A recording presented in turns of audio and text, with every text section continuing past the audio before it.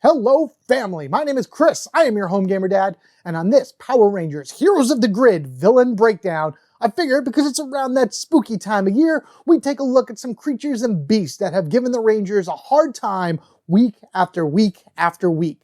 One and done monsters that pop up out of nowhere, do what they gotta do, and go kablooey in a flurry of explosions and fireworks and CGI and things along that ways, because they are no match for the team of Power Rangers. Today, my friends, we are going to be taking a look at various Monsters of the Week, Part 1.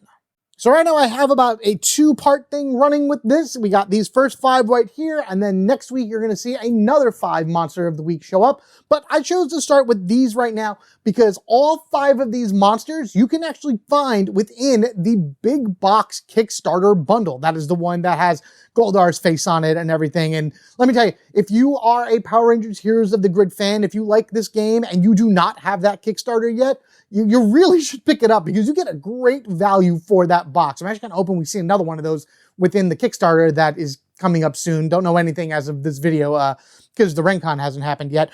It is also worth the note that these are just seasons 1 and 2 monsters. So if you're a Zeo fan or an In Space fan or whatever, there really are no Monster of the Week available for you to play. Just Mighty Morphin Power Rangers season 1 and 2 had the most iconic monsters and it was the most popular series. So it made sense for them to make full-on enemies against a lot of those monsters that came in there. But again, you can find these all in the same spot, which is awesome. If you are new to these breakdowns, the way that I do the villains is that I go over a little bit of background about the character themselves, talk about a few of their stats, and then as I go through each one of their cards, I'm going to be rating it a threat level. Threat levels range from 1 to 5, 5 being the most priority you should take to getting rid of the card, 1 being you could just let it trigger and go off and leave it until the end. It's really not going to be worth your time at all.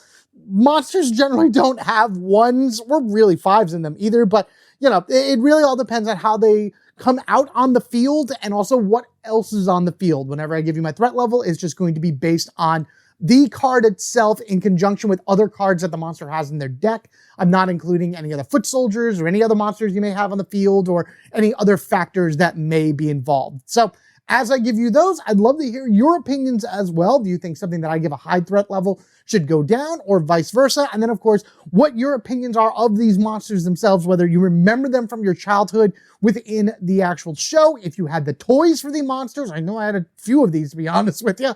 And then of course, just your overall opinions in general of how your games go when fighting any of the monsters of the week. Let's start this breakdown with the monster that represents the most, the one that you would think is neither demon or ghost, the one that comes from a patch from far away. It's the Pumpkin Rapper to ruin your day. Straight from the patch, the Pumpkin Rapper. A pumpkin-themed monster who is always singing in a rap-like tone and pretty much only speaks in rhyme. He's able to ensnare his victims within the pumpkins among his patch and mentally control them. He not only did this to the Power Rangers, but to the Putty Patrollers as well, seemingly increasing their powers and ability. Squishing this squash is no easy task, especially when he catches you in his pumpkin mask.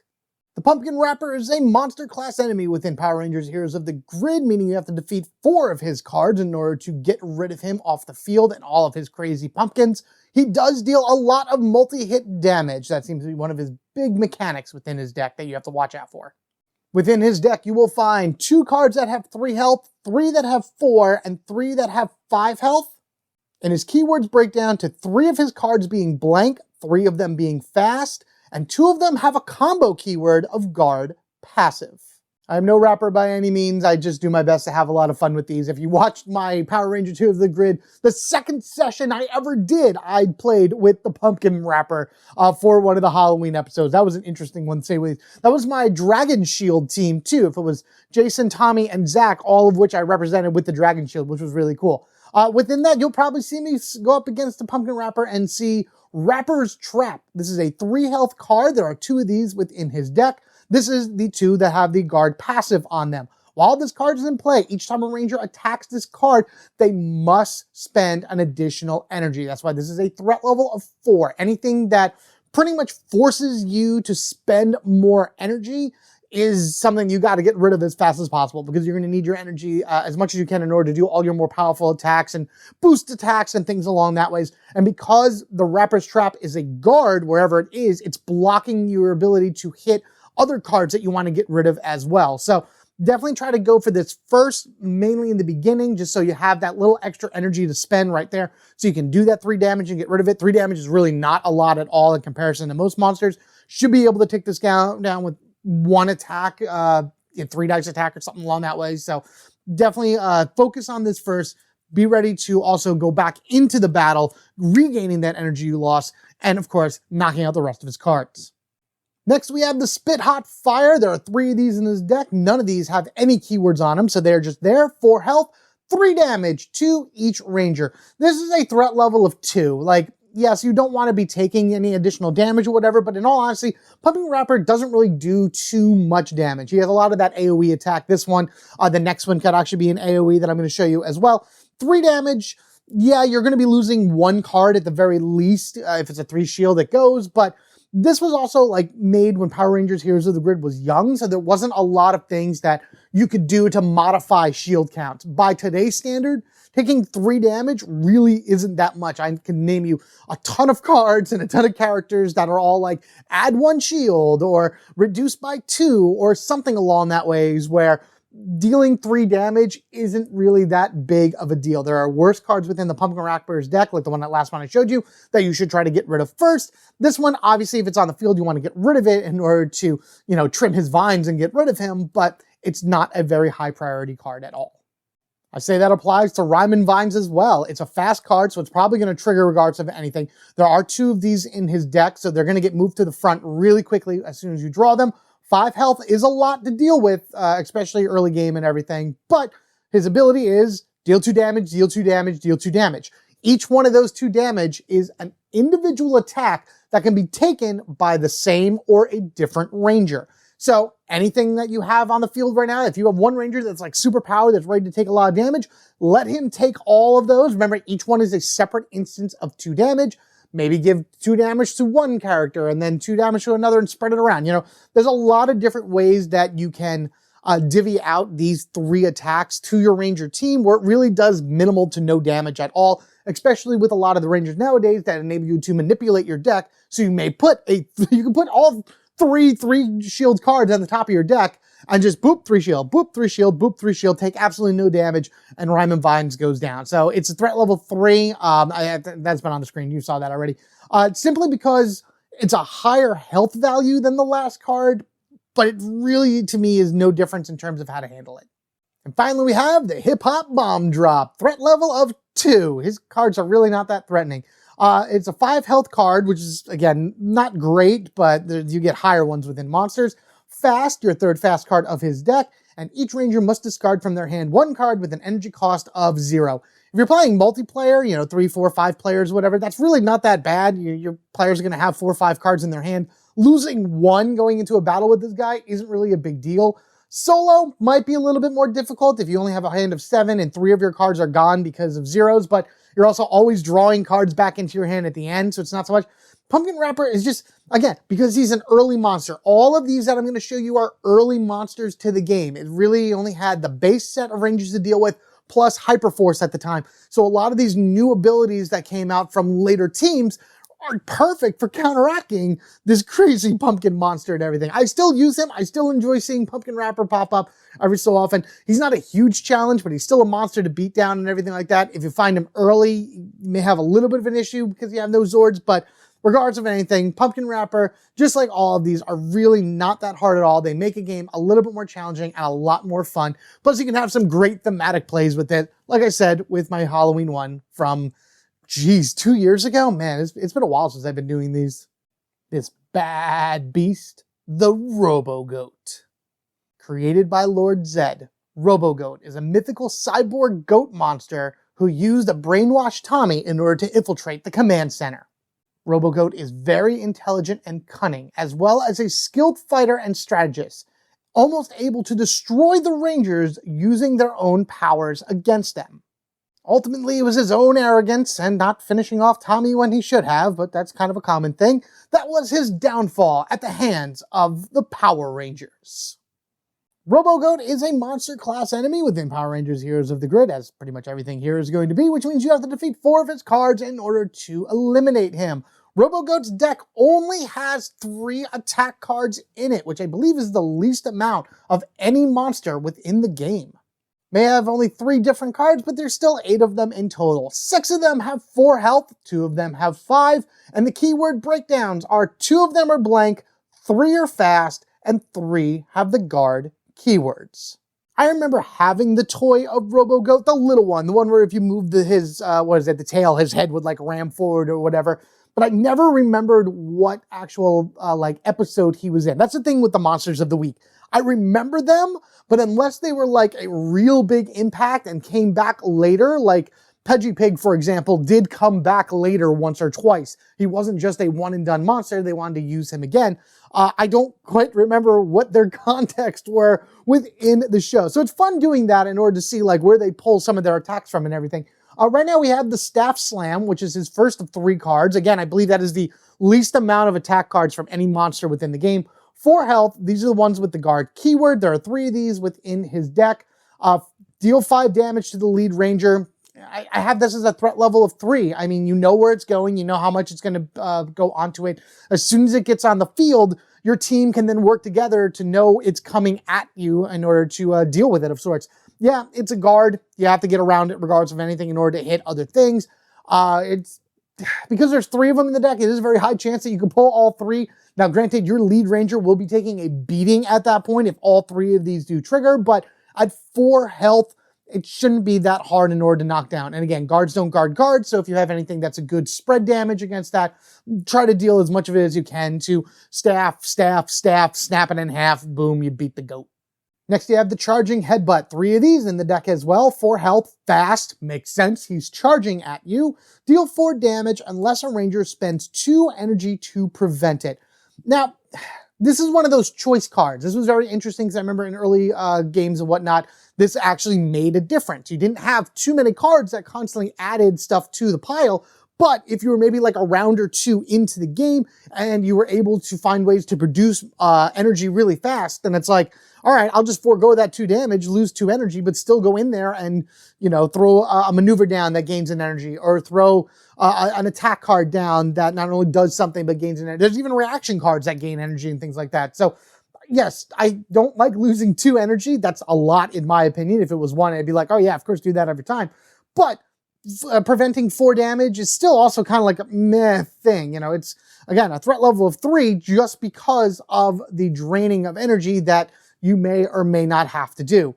Then again, if you're just fighting Robogoat as is, this is his second of his 3 cards. The first one wasn't really that terrible.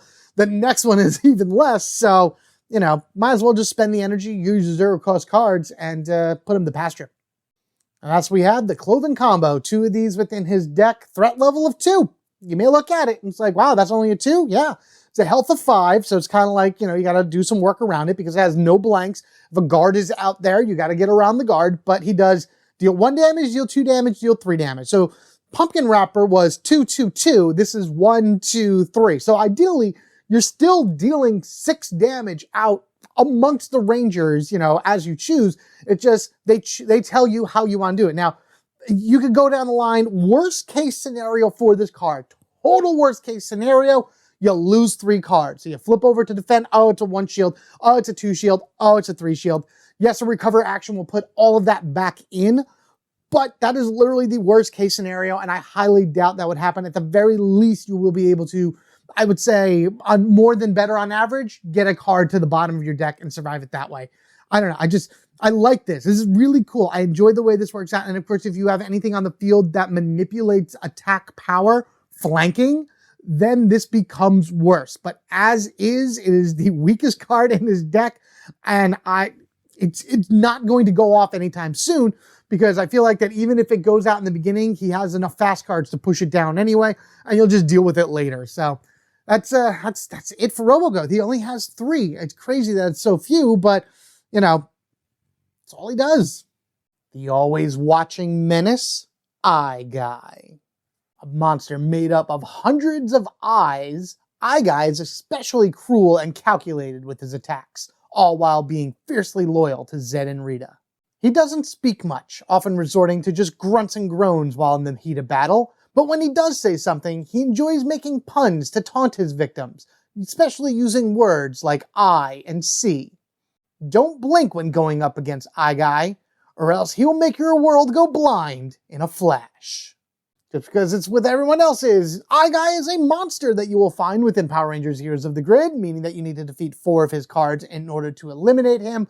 His deck has, a various amount of discarding abilities, damage reduction, multi-hit attacks. For only being 4 cards, it is a deadly combo of eye-popping proportions. Within the deck, you'll find 4 3-health cards, 3 4-health cards, and 1 5-health card. And his keywords break down to 5 of his cards being blank, only 1 being fast, but 2 having a guard passive combo attached to it. Again, another one that I remember having as a toy, a little toy at least, which had like these firing eyeballs that shot out of his chest and whatever. Very similar to what happened in the show, actually. iGuy was also extremely creepy, and that's why I'm kind of glad to show him off here, because having something like Scattered Visage here is just... I don't think this happened in the show. I can't remember it happening in the actual Power Rangers show. This might have happened in Super Sentai. But just being in a world surrounded by eyeballs is terrifying in its own right. There are 2 of these within his deck. These are your guard passive combos. 3 health on each of them. While this card is in play, each time a Ranger deals damage to this card, reduce it to 1, which means no matter what, you need to do at least 3 attacks on Scattered Visage in order to get rid of it. I'm actually going to put this at a threat level of 4. It doesn't do anything other than being a guard and preventing you from going around things. But again, in early games, it was hard enough to get around guard in order to be able to do things like that. And also just the fact that, whenever you deal damage to it, you're only dealing 1 damage at a time. So you have to spend at least 3 turns or 3 attack cards or 3 something in order to get rid of it. And again, it's deal damage. Doesn't matter where the damage is coming from. It doesn't matter how you do it. You have to only deal 1 damage to it. Then again, Blade Blasters may not be the worst thing for this, because you're able to spread the damage around various guarded items if there's multiple guards on the field, and just take 1 of those damage and pop it and eventually knock it out of the game. Next, we have Focused Fire. iGuy is a lot worse than Robogoat. Let me tell you right now, deal 4 damage to the Ranger with the fewest cards in their deck.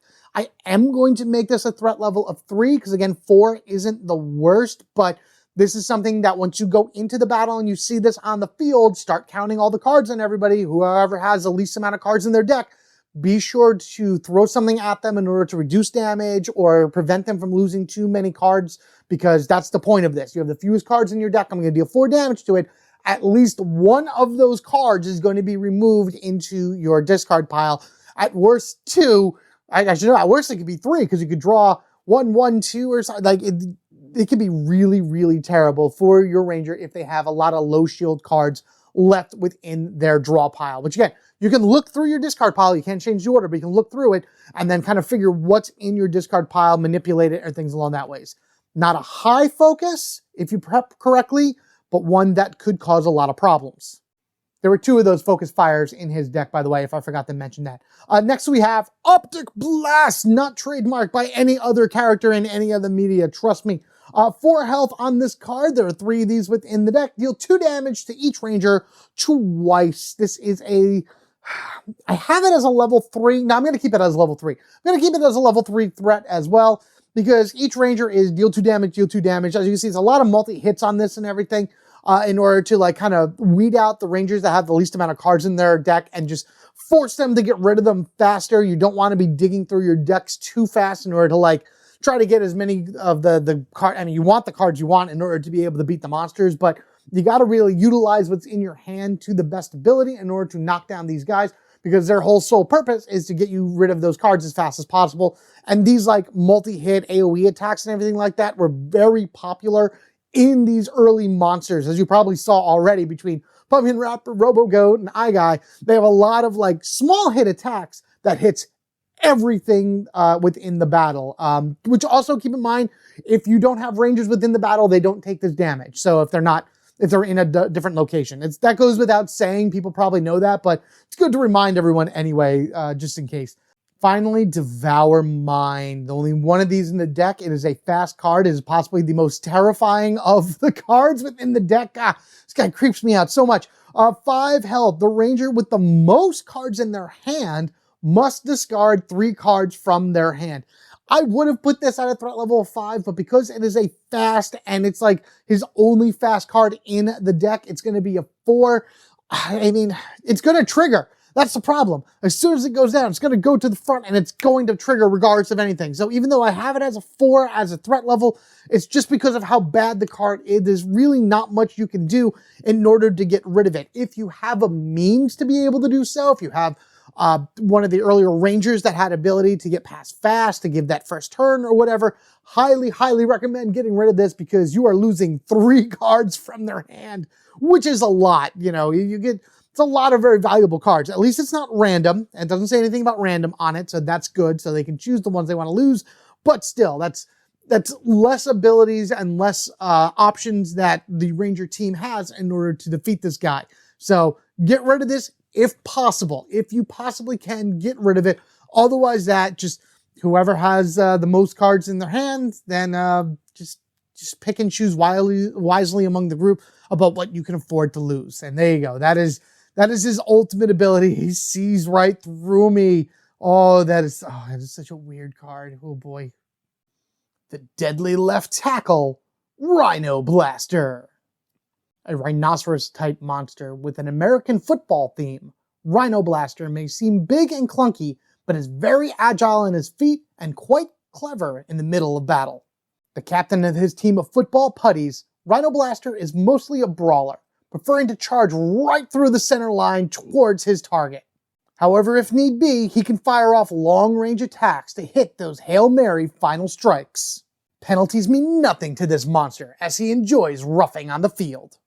Rhinoblaster is a monster class enemy within Power Rangers Heroes of the Grid, of course, meaning you need to defeat 4 of his cards in order to defeat him. His main thing is that most of his cards have the fast keyword on it, which makes sense because, you know, he likes to charge in and do his things quickly. He also has a lot of card discarding abilities to him as well. Within his deck, 6 of his cards have 4 health, 2 have 5, and the keywords break down to 2 of them being blank, 5 of the 8 are fast, and 1 is a guard.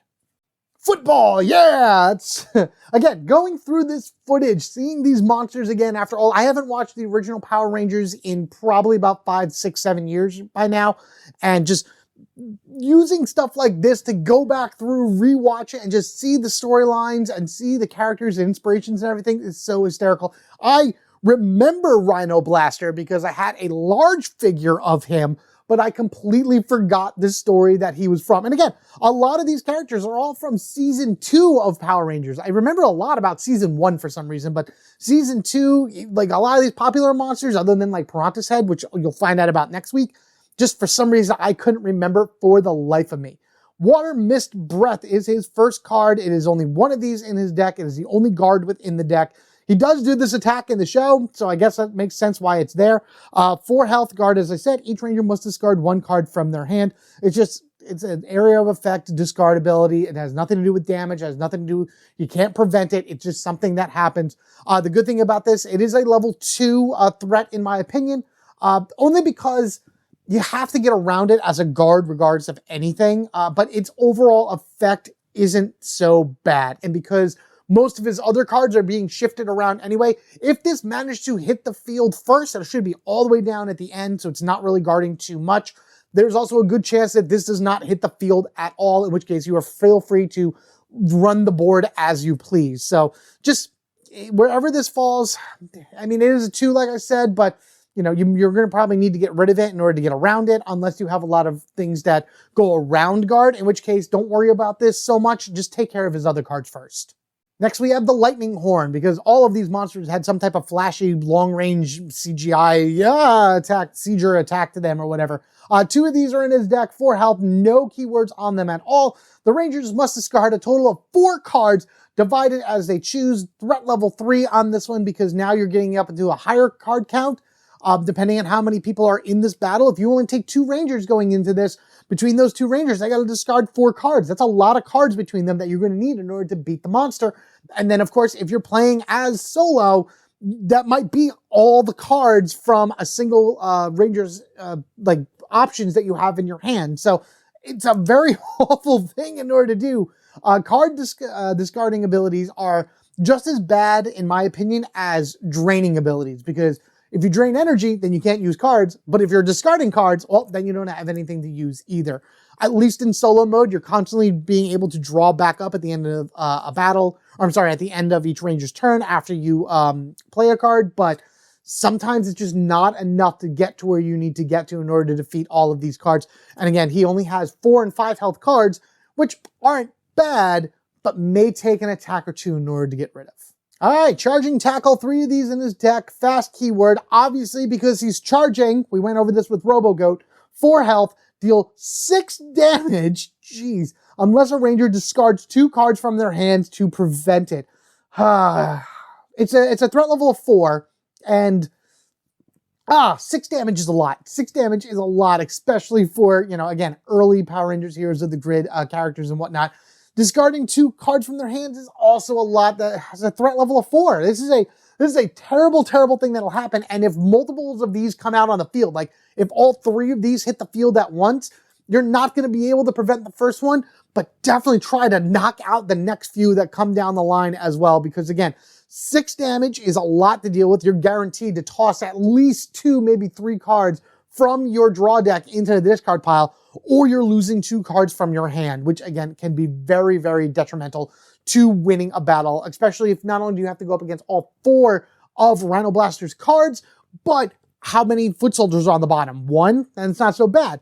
4, you're in it for the long haul and you're going to need stuff to protect yourself. And finally, we have the Grim Scimitar, his actual weapon that he has. 2 of these are within his deck. Both of them are fast, and both of them are straight up deal 5 damage at 5 health apiece. A level 3 threat right here, because again, dealing, if it was 4, it would be even a little bit better in that case. But, you know, I figured a weapon that big is probably going to deal a lot of damage, obviously. 5 damage is not that great. I would rather find ways in order to reduce it the best I can. But because that's the only thing it does is why I warned it as a level 3 threat. If it had other abilities, more discarding or whatever like that, then it obviously would have gone up in a threat level, but a straight 5 damage is less than the charge, which is 6, or discarding 2 cards, which is worse in my opinion. This can be dealt with. It doesn't have to go to the lead Ranger and go to any one of the Rangers within the battle, depending on who has the most cards. And then, of course, once it goes, it's gone. If this is your first fast card, great, let it trigger and then deal with other things that come up. If you got this and a bunch of charging tackles coming along, then I would recommend getting rid of those first rather than having to, like, you know, coming back and dealing with this later. So that's him. He's a lot of fast cards. Probably one of the most speedy characters I've ever seen, especially for a monster class enemy. The shape-shifting simian, Primator. This white baboon / gorilla mix may look big and bad, but his real talent is his ability to shapeshift and copy anything he sees, down to the voice. This cunning ability enabled Primator to even almost infiltrate the command center, but at the very least pit the Rangers against each other and confuse them while in battle. Seemingly unstoppable, he does have one weakness: looking into a mirror. Apparently, this greatly messes up his shape-shifting powers, causing him to lose the ability altogether. Or at least it starts acting really funky. Made a pretty cool red-green Ranger mix there, though. Primator is a, you guessed it, monster class enemy within Power Rangers Heroes of the Grid, meaning you need to defeat 4 of his cards in order to defeat him. He has a lot of discard abilities to him. Most of his stuff involves discarding cards from the Ranger's hands to prevent bad things from happening, or just because he's going to do it. Within his deck, you'll find 2 3 health cards, 5 4 health cards, and 1 5 health card. His keywords break down to 3 of them being blank, 2 of them being fast, 2 guard, and 1 passive. Alright, so we're going to start off with the silly monkey jumping around doing a mocking dance. 3 health, guard keyword, 2 of these within his deck. This is a threat level of 2 because 2 Rangers must each discard 1 card from their hand. After going over everything that I just did with Rhinoblaster and seeing how many cards he made you discard, discarding 2 cards isn't really all that bad. Now, could you imagine going up against Primator and Rhinoblaster one after another, where one is making you discard cards and now you have somebody else that's additionally making you discard cards? You gotta really start, like, once you start playing these characters and going up against the monsters, seeing how they work, seeing how they, like, function and whatnot, there's a lot of strategy and a lot of planning that goes into fighting them, because you know kind of what's coming up. You have an idea of what you're going to be looking for. You have an idea of what it is that you're going to want to, like, avoid for the moment being and come back to later, like this one. Yes, it's a guard. Yes, it's probably going to be blocking other things, so you're going to have to find out ways to get around it. It's a level 2, so it's not the highest of priority, but if you manage to get rid of it early, you don't have to worry about discarding cards and get rid of the guard, power in general, then you could start working on some of the worst cards that Primator has in his deck, which, trust me, there are worse. Like Mimicry, which is slightly worse, and I love the image of, like, that red-green half whatnot. This is him after he looked in the mirror that I showed already, where he starts to lose his shape-shifting powers, because looking to a mirror apparently reveals your true self, so it negates his shape-shifting. That's how I interpret it. But it's a really cool image right there. Plus, that's on the Kickstarter box, by the way. This image is on the side of the Kickstarter box, and that's actually, you don't see it, but that's what's facing outwards up there on my shelf. I love it. It's so cool. Let's see. Mimicry. There are 3 of these within his deck, 4 health each. No keywords on these. One ranger must discard 1 random card from their hand. That ranger suffers damage equal to the number of shields on that card. I'm going to give this a threat level 3. It could be a 4 depending on what you have in your hand. But if you know that you have like 2 and 1 shield cards in your hand, or however, one of the rangers that is in the battle says, oh, this is all I have, choose them in order to take on the Mimicry ability, because yes, unfortunately, it's random. That's terrible. It's you shuffling and having no control over it. But if you draw one of the ones that has 1 shield, you're only taking 1 damage, and most likely it's going to go to the bottom of your deck anyway. No foul, no harm, nothing along that way. So really, it's just a matter of, again, as all of these are, how you set up your ranger's turns, how you determine who takes what damage in what order, and then using a lot of the abilities that you're going to find in modern rangers, especially, in order to stack your decks accordingly, reduce damage accordingly, or just make sure that if you see somebody start taking a lot of damage and losing a lot of cards, heal them, or get cards into their deck, or find ways in order to prevent them from getting knocked out. Next, we have Electric Thunder, long-range seizure attacks, because why not? There are 2 of these within his deck. Both of them are fast keywords with 4 health each. Deal 2 damage to each ranger. It's a threat level 2, guys. Like, it's just 2 damage to each ranger. Yes, all right. Ouch. We got hit by 2 damage lightning. I think I've said this before. There was, what other card? Was that Rhinoblaster that had the same electric attack or something like that? One of the cards that I just covered in this video had the exact same ability to it. Fast, dealing 2 damage to all the rangers within the battle. It is what it is. It's a threat level 2. It's not going to really do too much harm to your characters if you lose 1, maybe 2 cards.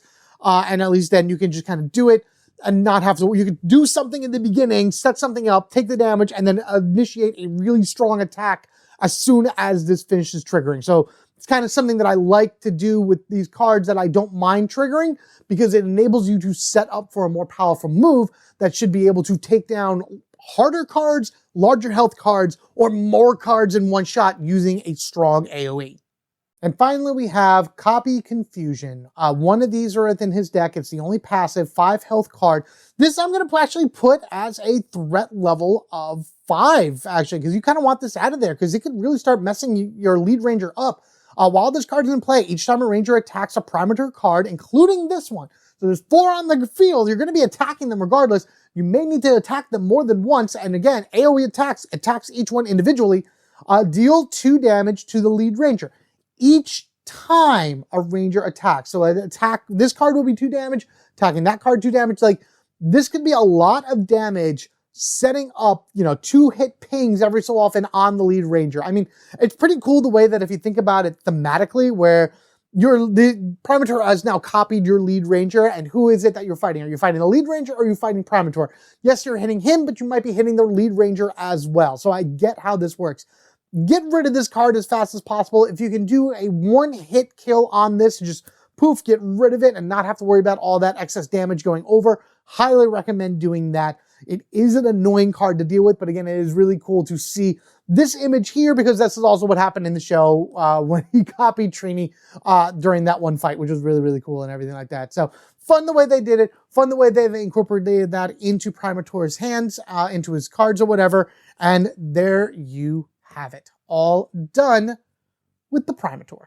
That, as they say, is that, everyone. 5 Monster of the Week monsters that you can find all within the Kickstarter box. And again, some of them are not as impressive as others, but it's just really cool to have that variety to the game. I think that's what really makes the Guardian system in general with G.I. Joe and Power Rangers, hopefully something else coming out soon, or just, you know, even just Power Rangers in general if you just have that. I like that variety, being able to go into each game with a different combination of monsters and bosses and heroes and things along that ways, and you're always going to get a different experience out of it every single time you play because you're going to get different cards that pop out on the field every time. You're going to get different combinations of monsters and how they work together. Some work together very well, some do not. Again, as I mentioned before, you have Primator and Rhinoblaster at the same time running. You have a lot of discard happening there. So you got to really plan out your hands accordingly to make sure that not only do you have stuff to be able to take hits from other sources, you know, in your main pile, but once you have to discard cards from your hand, which you're going to have to at some point,